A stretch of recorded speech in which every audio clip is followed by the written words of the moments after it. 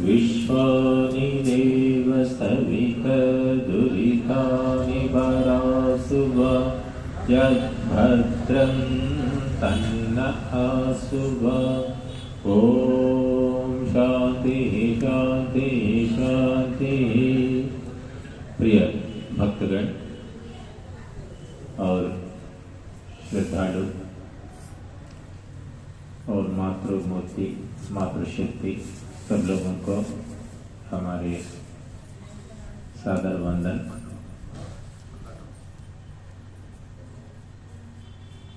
स्तुति मंत्रों में पहला मंत्र है, सबको मालूम है, विश्वानि देव सविता मंत्र। ये मंत्र भी गायत्री मंत्र है। गायत्री मंत्र के समान दर्जा महर्षि दयानंद ने दिया।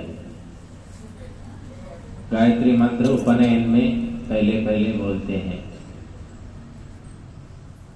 ब्राह्मण क्षत्रिय वैश्य तीनों जनों को उपनयन होता है। उपनयन में बोलने वाला महामंत्र, गुरु मंत्र, आदि मंत्र, मूल मंत्र गायत्री मंत्र है।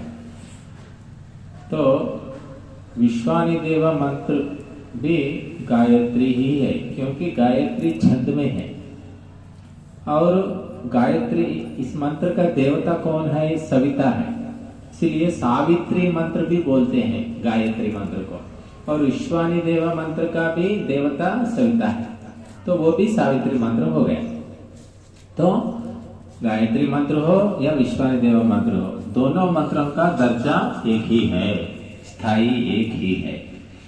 तो गायत्री मंत्र सब जानते हैं, लेकिन ये विश्वानि देव मंत्र बहुत कम लोग जानते हैं। ये मंत्र में बहुत कुछ विशेषताएं हैं। मंत्र का देवता कौन है? सविता है। सविता का अर्थ क्या है? सविता को सब लोग आजकल सविता नाम लड़कियों को रखते हैं, लेकिन सविता शब्द पुल्लिंग है, स्त्रीलिंग नहीं है वो। इसलिए पुरुषों को रखना है, सविता बोल के पुरुषों को रख सकते, लेकिन स्त्रियों को नहीं, क्योंकि वो पुल्लिंग शब्द है, स्त्रीलिंग नहीं है। जैसा ललिता कविता बोलते ना, ऐसा सविता नहीं है। सविता पुल्लिंग शब्द है, ललिता स्त्रीलिंग है, कविता स्त्रीलिंग है। इसीलिए सब लोग भूल गए, पंडित लोग भी बताना भूल गए। इसीलिए सविता बोल के लड़कियों को बुलाते हैं, लेकिन ठीक नहीं है वो पुल्लिंग शब्द है। तो पुरुषों को ये नाम रखना है, बच्चों को रखना है। तो ये विश्वानि देव मंत्र का देवता कौन? सविता है। सविता का मतलब क्या है? सविता माने सूर्य है, सविता माने मन है, सविता माने परमात्मा है। तो बहुत कुछ अर्थ है सविता शब्द का। तो ये गायत्री मंत्र, सावित्री मंत्र मन को जगाने वाला है, मन को शक्ति देने वाला मंत्र है। इसीलिए बचपन में ही गायत्री मंत्र सिखाते हैं, पढ़ाते हैं, बोलते हैं। वो परंपरा छोड़ दिया। अब तरह तरह के वाक्य को, शब्द को लेके हमें हमारा गुरु दीक्षा दिया, प्रदान किया, मंत्र दीक्षा दिया बोल के तरह तरह के शब्द रटते रहते हैं। लेकिन गायत्री मंत्र, केवल गायत्री मंत्र को ही पढ़ना, पढ़ाना, जपना, भजन करना, कुछ भी हो, ये परंपरा हमारे देश में है। श्री राम ने वही किया, श्री कृष्ण ने वही किया, शिव जी ने वही किया, हनुमान ने वही किया, सब देवता लोगों का यही विधान है। तो विश्वानि देव मंत्र भी गायत्री मंत्र है। इस मंत्र में क्या संदेश है? रोज पढ़ते हम, विश्वानि देव सविता दुरितानि रोज पढ़ते हम। इस मंत्र में बहुत बड़ा संदेश है, केवल हिंदू के लिए नहीं, मानव मात्र के लिए है। इसीलिए बहुत बड़ा संदेश। यह एक मंत्र बस है मनुष्य के लिए। यह मंत्र को समझकर इसके मंत्र के अनुसार चले तो उनका जिंदगी का बेड़ा पार हो जाता है। क्या है इसका अर्थ महर्षि दयानंद ने बहुत स्पष्ट रूप में बताया। देव सविता, ये दोनों संबोधन है। संबोधन क्या है? हे सविता, हे देव बोल के भक्त पुकार रहा है। सविता का मतलब क्या है? सविता देवानाम प्रसविता, सब दिव्य शक्तियों को, सब दिव्य गुणों को, सब दिव्य संकल्पों को, सब दिव्य देवताओं को जन्म देने वाली शक्ति सविता है, उसका नाम है सविता। तो इसका देवता सविता, सविता के नाम से भगवान को पुकार रहे हैं। हे भगवान, तू सविता है, सब दिव्य शक्तियों को जन्म देने वाले। और देवा, दिव्य गुण कर्म स्वभाव युक्त भगवान, भगवान देव है, जो देने वाला होता है वो देवता होता है, बोलते हैं हिंदी में बोलते, देने वाला देवता होता है। माता देती है, पिता देता है, गुरु देता है, अतिथि भी देता है। अतिथि को हम सत्कार करते, वो क्या देता? उपदेश देता है, काउंसलिंग देता है। अतिथि बुद्धिमान विद्वान, उसको अतिथि कहते हैं। रक्त संबंधी नहीं है अतिथि, ये झूठा परंपरा है। रक्त संबंधी अतिथि नहीं होता, वो आगंतुक बोलते हैं, बंधु बोलते हैं। लेकिन अतिथि का शब्द महत्वपूर्ण है, केवल विद्वानों के लिए, सन्यासियों के लिए, त्यागी तपस्वियों के लिए प्रयुक्त होता है अतिथि शब्द। अति माने ओवर, ज्यादा, अधिक।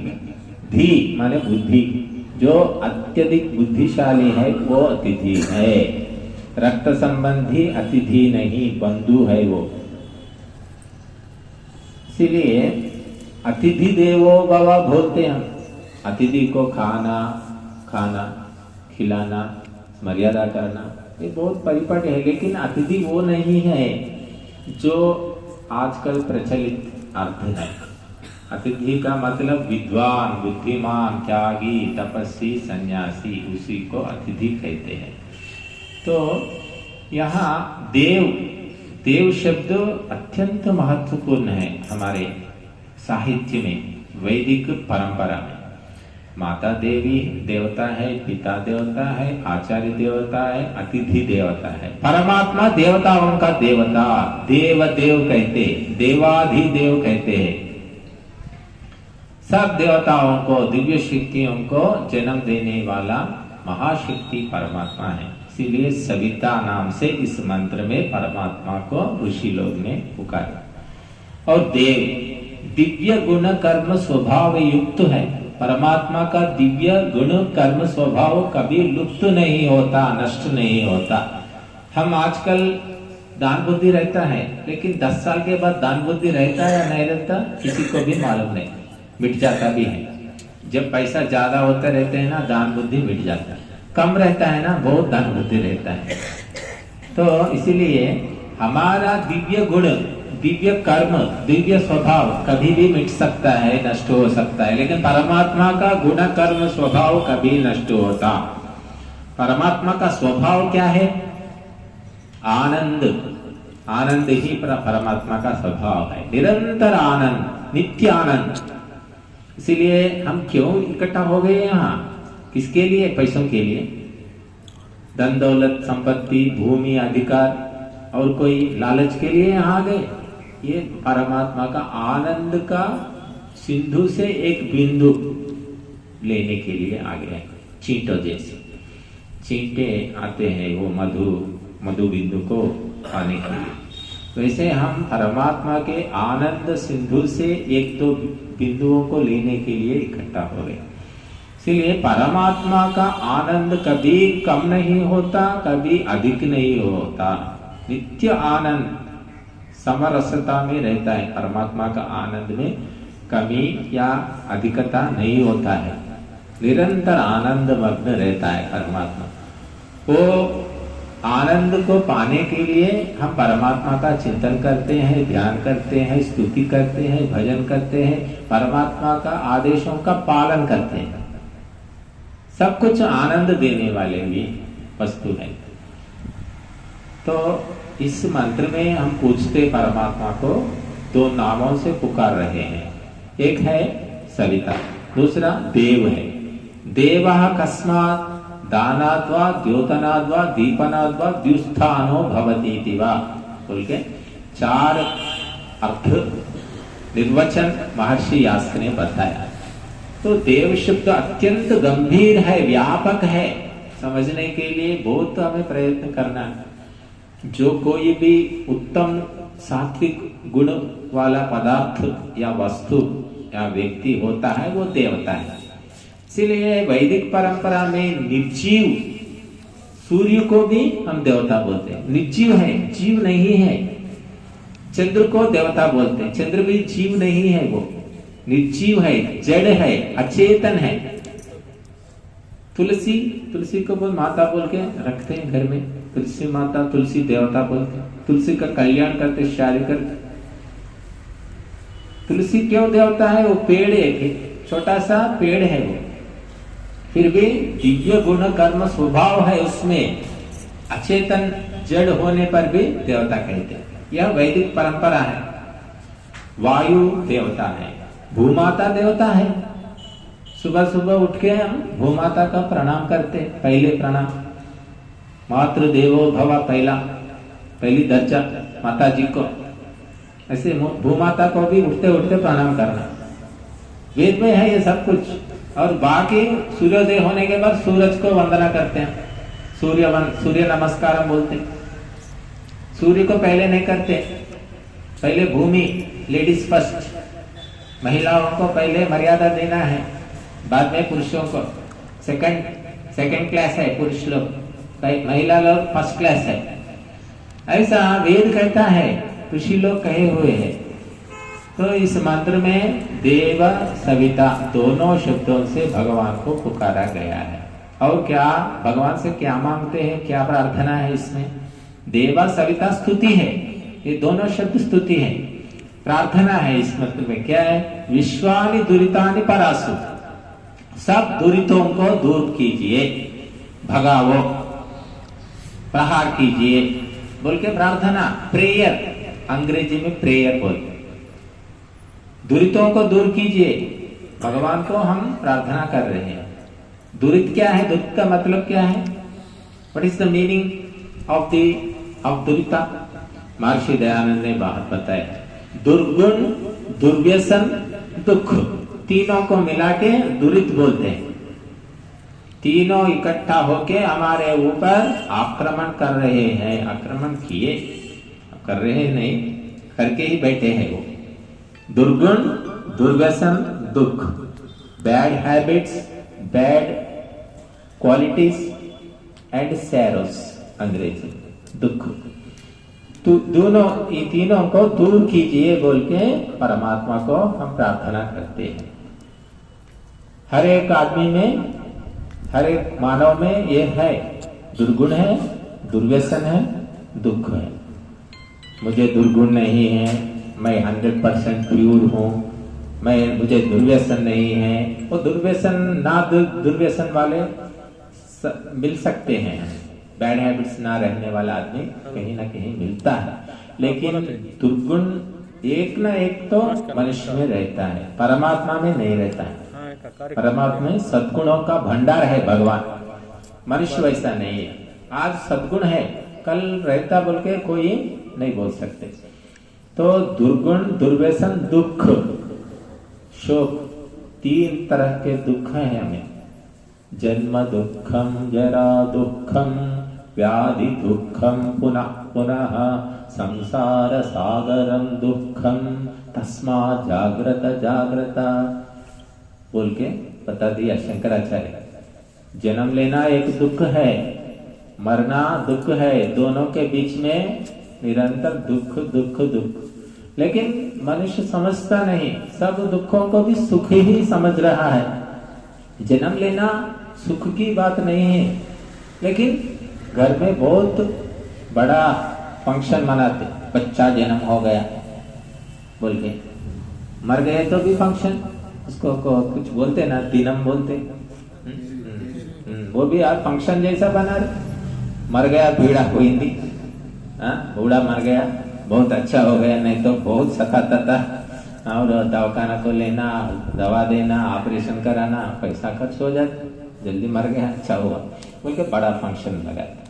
लेकिन जन्म लेना दुख है, मरना दुख है, व्याधि भी दुख है। व्याधि के लिए पैसे खर्च करना, डॉक्टर के पास जाना, हॉस्पिटल में रहना और 4 लोग उनके पीछे फिरते रहना, दुख नहीं है। इसीलिए संसार सागरम दुखम, ये पूरा यह संसार है दुखमय है, शोकमय है बोल के महर्षि लोग ने बताया। लेकिन बीच बीच में थोड़ा थोड़ा आनंद है, बहुत निम्न स्थायी आनंद है, बहुत कम है वो। इसीलिए भगवान के पास निरंतर आनंद है, मनुष्य का पास नहीं है। कभी आज सुबह संतोष रहता है, शाम में दुखी होता है, एक ही घंटे में बदल जाता है। इसलिए हे भगवान दुरितों को दूर कीजिए, हमें दूर करने का शक्ति नहीं है, हम अल्प शक्तिमान है, इसीलिए पूरा दुरितों को हम दूर कर नहीं सकते, आपका सहारा चाहिए, सहायता चाहिए बोल के भक्त इस मंत्र में बोल रहा है। दुरितों को दूर कीजिए, दूर करने का शक्ति दीजिए। इसका मतलब वो है शक्ति चाहिए हमें। दुरितों को पहचानना एक बात है, दूर करना अलग बात है। आजकल नौजवान बच्चे सब दुरितों में फंसे हुए हैं। दुर्व्यसन, पार्टी बनाना, पार्टी लगा लेते, नया नया कॉलेज में आए तो पार्टी होना ही है। दारू का पार्टी के बिना कैसा कॉलेज स्टूडेंट हो सकता? तू मर्द है तो खाओ पियो मौज मनाओ, तभी तू मर्द हो जाता, ऐसा बोलते हैं लोग कॉलेज में बच्चों को। खाना पीना, सिगरेट पीना, मौज मस्ती करना, ऐसा कुछ इंसान का हक है, अधिकार है, ऐसा बोलते हैं लोग। इसलिए इन्हों दुर्व्यसनों को, दुर्गुणों को, दुखों को दूर करना है। करना चाहे तो, संकल्प आए तो भगवान का सहारा लेना। बिना भगवान के सहारा कोई इन्हों को पार नहीं कर सकता, विजित नहीं कर सकता। इसलिए ये दुरितों को दूर कीजिए बोल के पहली वाक्य में हम कहते हैं। बाद में क्या कहते हैं? भद्रम आसुआ यत भद्रम तन्ना आसु, भद्र को हमें प्राप्त कराइए। पहले काम क्या है? दुरितों को दूर भगाना, उसके बाद में भद्र हमें प्राप्त होता है। ये कंडीशन है, नियम निबंधन है ये। तो पहले क्या करना? सब मनुष्य दुरितों को दूर करने में लग्न होना, भगवान से प्रार्थना करके शक्ति को प्राप्त करके दुरितों को दूर भगाना। जब दुरित दूर हो जाते ना, तब भद्र अवशेष रूप में मिलता है। तुम दुरितों को दूर भगाते नहीं, दुरितों को पहचाना ही नहीं। पहचाने तो हम दुरितों को दूर भगाते, ये शत्रु है या मित्र है? मित्र है। पहचाने तो शत्रु को दूर रखते हैं, मित्र है तो पास में आने दे। जब शत्रु को मित्र समझ रहे हैं, मित्र को शत्रु समझ रहे हैं, तो दूर भगाने के बाद कहाँ? इसलिए दुर्व्यसन, दुर्गुण, दुखों को पहचानना, पहला स्पष्ट रूप में पहचानना। दुर्गुण क्या है? अहंकारम, बलम, दर्पम, कामम, क्रोधं च संश्रितः मामात्म पर देहेषु प्रद्विषन्तोऽभ्यसूयकाः। आसुरी संपत्ति बोलते भगवद गीता। दुरितों का और एक नाम है आसुरी संपत्ति, भद्र का और एक नाम है दैवी संपत्ति। तो दैवी संपत्ति को प्राप्त करना है तो आसुरी संपत्ति को भगाओ, मारो, पीटो, काटो, पहचान। तो दुर्गुणों को बहुत दुर्गुण है मनुष्य में। काम, क्रोध, लोभ, मोह, मद, मात्सर्य, हिंसा, द्वेष, ये सब दुर्गुण है। इनको एक एक करके चुन चुन के मारना, जीतना, भगाना। दुर्व्यसन, बैड हैबिट्स क्या है? बहुत है। सब बैड हैबिट्स पुरुषों को पकड़े हुए हैं, महिलाओं का नहीं। दारू पीने का आदत किसमें है? बोल, पुरुषों में, महिलाओं में नहीं। ये सिगरेट पीने का आदत किसमें है? पुरुषों में, महिलाओं में नहीं है। और मांस खाने का, ज्यादा कौन कौन खाते बोल? पुरुष लोग खाते हैं, महिला लोग खाते हैं? दोनों में होते, लेकिन पुरुष को ज्यादा स्वतंत्रता है, बाहर कहीं ना कहीं जाके खा के पी के आ सकते। महिला लोग वैसा आ सकते, खा सकते, जा सकते, ऐसा समाज नहीं है, इससे अच्छा समाज नहीं है। तो इसीलिए महिलाओं को हम पवित्र मानते हैं, पुरुष से पवित्र है महिला लोग। इसीलिए महिलाओं का सम्मान होता है, पूजा होता है, नारी पूजा होता है, पुरुष का पूजा नहीं होता। क्योंकि पुरुष अहंकार ग्रस्त होकर सब दुर्व्यसनों में डूब जाता है। मैं पवित्र हूँ, मैं बलवान हूँ बोल के अहंकार आ जाता है उनमें। इसीलिए हम और घर के महिलाओं को बहुत सम्मान करते हैं, श्रद्धा से उनका पूजा करते हैं। तो इस मंत्र में दुरितों को दूर करने के लिए प्रार्थना है। रोज प्रार्थना करने से, नित्य प्रार्थना करने से संकल्प शक्ति बढ़ता है। आपको दिल्ली जाना है, कब जाना? एकाएक नहीं जाते। दिल्ली दूर प्रांत है ना, पहले हम इकट्ठा वो उसके लिए इंतजाम कर लेते हैं, टाइम टेबल बना लेते हैं, फलाना दिन में दिल्ली के लिए ट्रेन में जाना है, तो टिकट रिजर्वेशन कर लेते, सब सामान इकट्ठा कर लेते, बाद में दिल्ली के लिए हम चलते हैं। और दिल्ली जाना बोल के हमारा मन में संकल्प रहता है, रोज दोहराते रहते हैं, उस दिन दिल्ली को चले जाते हैं। वैसे रोज हम प्रार्थना करने से दुरितों को दूर करना, हे भगवान दुरितों को दूर करो, शक्ति दो बोल के प्रार्थना करते करते दुरितों को दूर करने का तीव्र संकल्प हो जाता, तब दुरितों को दूर भगा सकते। तीव्र संकल्प जब तक नहीं जगता तब तक दुरित दूर नहीं होते। इसलिए प्रार्थना का मतलब है हमारे आंतरिक शक्ति को जगाना, वही प्रार्थना है। और बाद में क्या पूछते? यद भद्रम तन्न आसुवा, भद्र को प्राप्त कराइए। भद्र क्या है? महर्षि दयानंद के वचनों में कल्याण कर गुण कर्म स्वभाव और पदार्थ, यह निर्वचन दिए महर्षि दयानंद। कल्याण कर, कल्याण करने वाले गुण कर्म स्वभाव और पदार्थ, इन सबको मिलके भद्र बोलते हैं। तेलंगाना में बोलते हैं भद्रम, भद्रम बिड्डा, भद्रम कोड़का, ऐसा बोलते हैं। जब जाते ना कहीं जाने के लिए घर से निकलता है तब भद्रम बिड्डा, भद्रम कोड़का बोलते हैं। भद्रम कहाँ है? वेद में है ये। इसका अर्थ क्या है?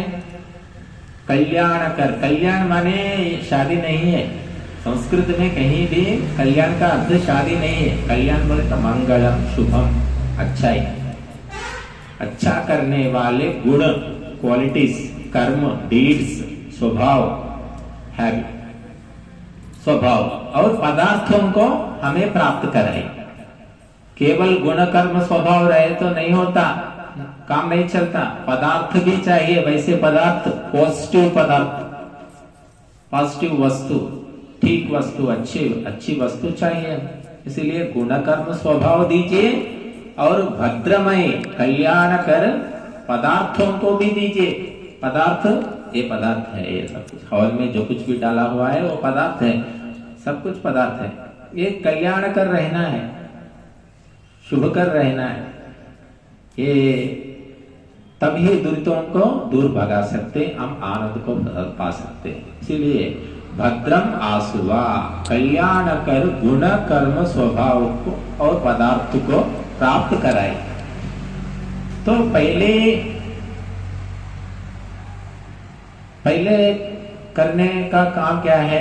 दुरितों को भगाना। दूसरा क्या है? सेकंड स्टेप में भद्र को प्राप्त करना।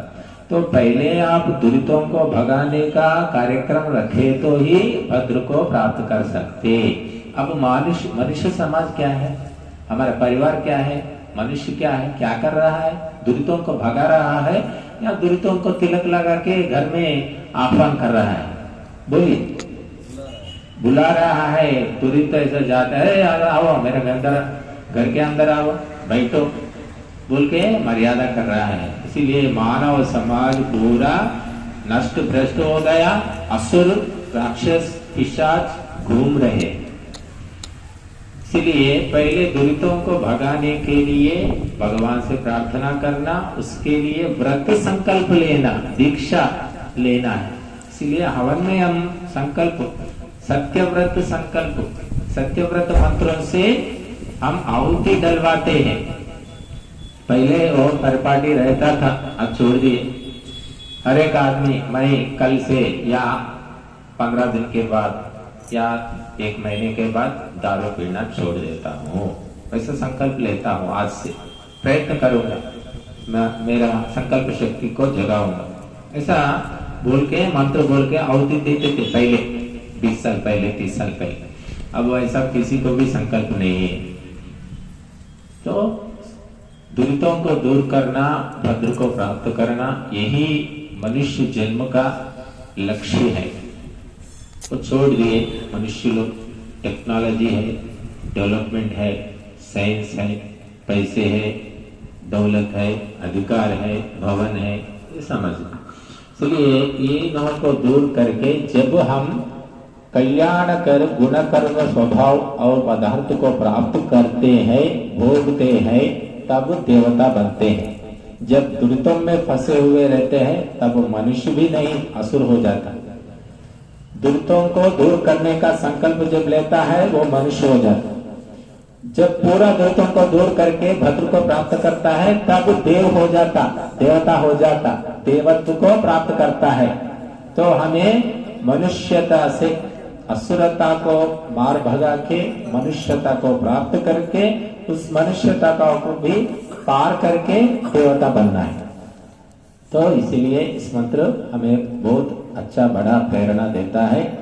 हम सब मिलके सामूहिक रूप में दुरितों को दूर भगाने के लिए उद्यत होना है। एक नहीं, अकेला नहीं कर सकता।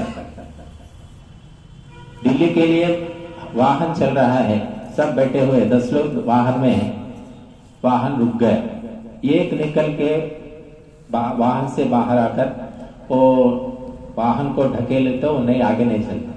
2 निकल गए, सब लोग निकल के वाहन को दबाए तो आगे चलते। वैसा सब मानव समूह, सब परिवार सामूहिक रूप में युद्ध करे तो, सामना करे तो दुरित भाग जाता। एक सब लोगों एक ही संकल्प लेना है। तो इसलिए ये सामूहिक सामाजिक संकल्प लेने के लिए ही सत्संग होता है। सत्संग का मतलब क्या है? भजन करके चले जाना नहीं है, सामूहिक संकल्प लेना। हम सब मिलके इन दुरितों को, दुर्व्यसनों को, दुर्गुणों को, दुष्ट लक्षणों को दूर करेंगे। हम आपके सहायता करेंगे, हम आपके साथ में रहेंगे, आपका मदद करेंगे, आपका मनोबल बढ़ाएंगे। हम है बोल के आश्वासन देने के लिए सत्संग होता है। सत्संग केवल भजन करके चले जाना नहीं है। दुरितों में जो फंसे हुए लोग हैं उनको बाहर निकालना, उनको असुरता से छुड़वा के मनुष्यता देना और देवत्व को प्राप्त करना। इसलिए ये मंत्र बहुत महत्वपूर्ण है। पहले दुरितों को दूर करने का संकल्प लीजिए, दुरितों को पहचानिए। महिलाओं में दुर्गुण, दुर्व्यसन नहीं रहता, लेकिन दुर्गुण रहता है। एक दुर्गुण बहुत बड़ा है महिलाओं में, असूया, ईर्ष्या बोलते, जेलसी। एक औरत दूसरे औरत को देख के सहन नहीं कर पाती। सास ससुर का झगड़ा तो बहुत प्रसिद्ध हो। तो इसलिए ये जेलसी का लक्षण महिलाओं में रहता। पुरुषों में क्या रहता है? ईगो रहता है। मैं रहना, मुझे सब लोग मानना, मैं बोल के रहता है, ईगो बोलते। इसको दूर भगाना है। तो सब कुछ करने के लिए दैविक शक्ति, बिना दैविक शक्ति कुछ नहीं होता। ये इंजेक्शन से होने वाला काम नहीं, ऑपरेशन से होने वाला काम नहीं है, और टैबलेट्स से होने वाला नहीं है, केवल दैविक शक्ति। इसलिए प्रार्थना का महत्व हमारे परंपरा में बहुत है। स्तुति, प्रार्थना, उपासना, ये त्रिमूर्ति है। स्तुति प्रेज, प्रार्थना प्रेयर, उपासना मेडिटेशन। स्तुति करो, भगवान का सद्गुणों का वर्णन करो, बाद में प्रार्थना करो। हम प्रार्थना करते हैं हवन के अंत में, तेजोसी तेजोमय देहि, वीर्यमसि वीर्यमय देहि, बलमसी बलमय दे, सब कुछ प्रार्थना है। भगवान से पूछते हैं। प्रार्थना का मतलब क्या है? विनय पूर्वक भिक्षा मांगना। विनय पूर्वक दे दो मुझे, दो, ऐसा नहीं, कृपया हमें दीजिए, प्रदान कीजिए, हे परमात्मा हमें एक सद्गुण प्रदान कीजिए, ऐसा विनय पूर्वक पूछना है, वही प्रार्थना है। उपासना, उपा माने समीप, आसन माने स्थित होना, भगवान के समीप निकट पहुंचना, वो उपासना है। तो स्तुति के बाद प्रार्थना कर सकते, प्रार्थना करने का मौका मिलता है। स्तुति करो, पहले भगवान का गुणों का वर्णन करो। इसलिए हम वर्णन किए पहले, आनंद सागर जगति, ये सब कुछ क्या है? स्तुति है। भगवान इतना सद्गुण संपत्ति वाले हैं। आप स्तुति करके प्रार्थना करते, तेजो से तेजो में मुझे तेज दीजिए, बल दीजिए, सब कुछ। तो बाद में आखिर में उपासना होता, माने भगवान के निकट हम पहुंचते, अंत में पहुंचते, पहले नहीं। पहले स्तुति करो, बाद में प्रार्थना करो, कमियों को पूरा करो, बाद में उपासना हो जाता है। तो इसीलिए हमारे संस्कृति, वैदिक संस्कृति में स्तुति, प्रार्थना, उपासना मंत्र है, ये तीनों का समावेश गायत्री में है। इसीलिए गायत्री को महामंत्र, गुरु मंत्र, आदि मंत्र, मूल मंत्र कहते हैं, क्योंकि गायत्री में स्तुति है, प्रार्थना है, उपासना भी है। इसलिए गायत्री महामंत्र है, गायत्री या विश्वानिदेव मंत्र, दोनों मंत्रों को एक समान दर्जा दिया महर्षि दयानंद ने। इसीलिए हम गायत्री का जाप करो, गायत्री से विशेष आहुति दीजिए, नहीं तो विश्वानिदेव से भी विशेष आहुति दे सकते हैं हम, 100, 1000, कोटि, लक्ष आहुति भी दे सकते हैं एक ही मंत्र से, ऐसा महर्षि दयानंद ने बताया। इसीलिए एक मंत्र मनुष्य संसार सागर से तरने के लिए, तैर करने के लिए एक मंत्र का भावना बस है। उस मंत्र को, भावना को हम हृदयंगम किए तो आगे बढ़ सकते। इसीलिए मंत्र बहुत सूक्ष्म रूप में हमें मार्गदर्शन करते हैं।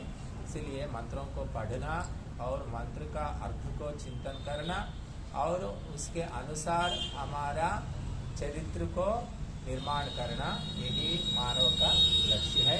यही मंत्र, इस मंत्र में यही बात महर्षि दयानंद ने कहा।